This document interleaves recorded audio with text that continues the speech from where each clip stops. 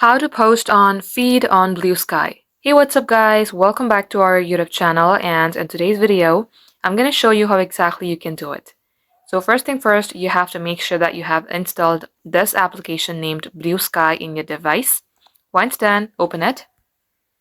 And likewise, also make sure that you have an account and get logged into your specific account. Now, in order to add a post, you have to first verify your email address, and then you will see a button like this. Tap onto it. Now type in anything, and you can also add a photo. If you tap on this gallery button, it will open up your camera section. All the photos will be visible to you and add it from there. Likewise, you can also choose your public, and likewise tap on post here. And after a couple seconds, this will be published and you can see it right in the feed. And now if you tap onto your profile, then tap on posts here, and if you have added any photo, you will also see it at the section. Just like so guys, this is how you can do the same as well. Thank you all for watching the video till the very end.